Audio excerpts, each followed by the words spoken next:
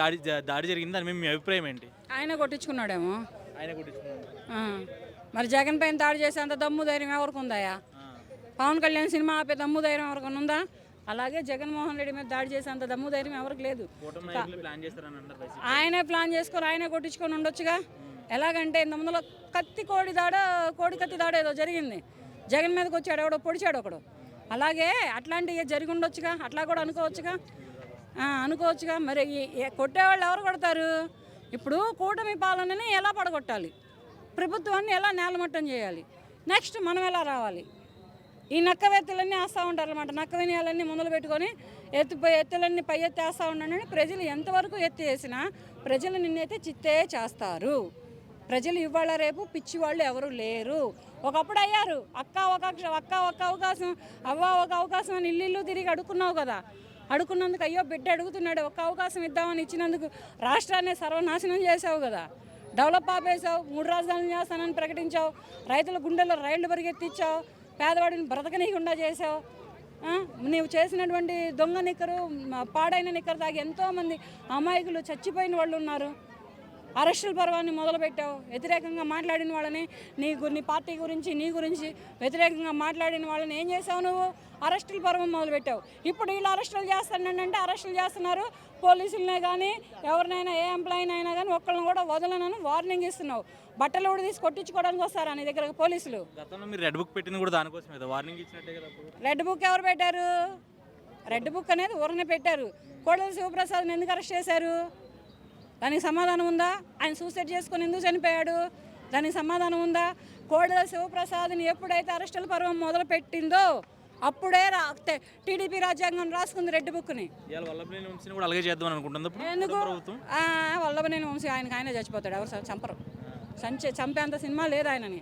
ఎందుకంటే వల్లభనేని వంశీయే కానీ, నానియే కానీ, వీళ్ళందరూ కూడా ఏంటంటే ఈ వల్లభనేని వంశీకే కానీ, నానికే కానీ, రోజాకే కానీ, విడుదల రజనీకే కానీ, వీళ్ళకి ఎవరికైనా కానీ రాజకీయ భిక్ష పెట్టింది ఎవరమ్మా అంటే చంద్రబాబు నాయుడు గారు. అటువంటి తండ్రి లాంటి వాళ్ళనే మీరు కొట్టారంటే మీకు ఇక చూసుకోండి. సరే, గతంలో ఎలక్షన్ గెలవక ముందు పవన్ కళ్యాణ్ నేను ఐటీ కంపెనీలు తెస్తాను అది అని చెప్పినప్పుడు ఇప్పుడేమో సెలూన్ ఓపెన్ చేస్తారని వైసీపీ నాయకులు అన్నారు. మీరు ఏమంటారు దాని మీద? చేస్తారు, ఏమైనా చేస్తారు. ఐటీ కంపెనీలు ఒకప్పుడు తెలంగాణ రాష్ట్రానికి ఐటీ కంపెనీలు తెచ్చింది ఎవరు? చంద్రబాబు నాయుడు గారు. కంప్యూటర్ని తెచ్చింది ఎవరు? చంద్రబాబు నాయుడు గారు. సాఫ్ట్వేర్ని నేర్పించింది ఎవరు? చంద్రబాబు నాయుడు గారు. అలాగే నెమ్మదిగా పవన్ కళ్యాణ్ గారు కూడా ఐటీ కంపెనీలు తీసుకొస్తారు ఆంధ్రప్రదేశ్ రాష్ట్రానికి, అన్నీ చేస్తారు. కాకపోతే కొంచెం ఓపిక. ఇప్పుడు 1 సంవత్సరం గడిచింది. చెంబుడు నీళ్ళగా ఉలికి పడితే తర్వాత 4 ఏళ్ళు ఎవడు పడాలా? బిందె నీళ్ళు ఎవడు పడుచుకోవాలా? సముద్రాన్ని ఎవరు ఇదాలా? సెలూన్ షాపులకు వెళ్తారు, వెళ్ళినంత మాత్రం ఐటీ కంపెనీలు తెస్తారు. కాకపోతే కొంచెం ఓర్పు ఉంటే అన్నీ జరుగుతాయి. సంవత్సరం కూటమి పరిపాలనపై వ్యతిరేకత వచ్చిందంటారా ఆంధ్రప్రదేశ్లో? ఏం లేదు. ఆడవాళ్ళు జగన్మోహన్ రెడ్డిని చెప్పులు తీసుకొని కొడుతున్నారు. కనిపిస్తలా? రీల్స్లో కానీ సోషల్ మీడియాలో కానీ కనిపిస్తలా? నీ ప్రభుత్వం మీద, నువ్వు చేసిన పాలన మీద బాగానే ఉందిలేవయ్యా, మా నాయకుడు వచ్చి బాగా చేస్తున్నాడని ఆడవాళ్లే జగన్మోహన్ రెడ్డికి వ్యతిరేకత అయ్యారు. ఇప్పుడు మొదలు పెట్టమని చెప్పు ప్రజాయాత్ర. అప్పుడు పాదయాత్ర, ఓదార్పు యాత్ర లేని మొదలుపెట్టాడు కదా. ఇప్పుడు ఈ 4 ఏళ్ళు మొదలు పెట్టమని చెప్పు ప్రజాయాత్ర.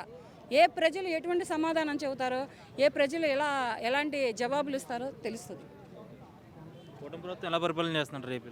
బాగుంది, ప్రస్తుతానికి బాగుంది. కాకపోతే కొంచెం వాళ్ళు చెప్పినటువంటి పాలన హామీలే కానీ, పథకాలే కానీ కొంచెం లేట్ అవుతున్నాయి.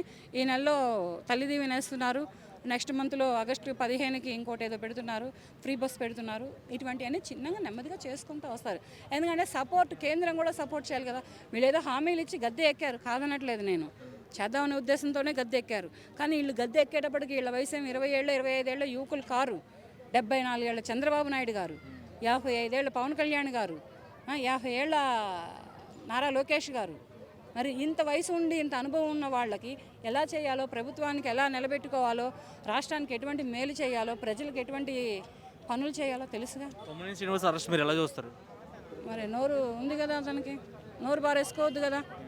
మరి వేసల రాజధాని అంటే చెప్పు తీసుకుని కొడుతున్నారు ఆడవాళ్ళు. కొడతారు. ఎవరిని ఉద్దేశించి అన్నావు నువ్వు? చెప్పు వేసల రాజధాని అని రాజకీయ నాయకులనా, ఆ రాష్ట్రంలో ఉన్న ఆడవాళ్ళనా, ఆ రాష్ట్రంలో ఉన్న మగవాళ్ళనా? వేసేలు అంటే ఇద్దరికి వచ్చింది, అటు ఆడవాళ్ళకి వచ్చింది, ఇటు మగవాళ్ళకి వచ్చింది. ఆడది ఎంత వేసిగా బతుకుతుందో మగాడు కూడా అంతగానే వేసిగానే బ్రతుకుతాడు. వీళ్ళిద్దరిలో ఎవరన్నా అన్నట్టు? ఈ రెండింటిని పక్కన పెడితే రాజకీయంలో కూటమి ప్రభుత్వాన్ని అన్నావా నువ్వు వేసల రాజధాని అని? అందుకని అరెస్ట్ చేశారు. ఇది కరెక్ట్ అయింది. ఇంకా తోడం పెడితే బాగుంటుంది. ఈసారి ఇంకెప్పుడు ఎక్కడ నోరు జారడు. ప్రభుత్వం ఓడిపోయిందనో లేకపోతే శాలరీలు రావట్లేదనో మతేమైనా పోయి నోరు పారేసుకున్నాడా లేకపోతే అహంకారంతో నోరు జారాడా అనేది తెలియట్లేదు. కానీ నోరు బాగుంటే ఊరు బాగుంటుంది. నోరు అదుపులో పెట్టుకుంటే ఎవరు ఏం చేయరు.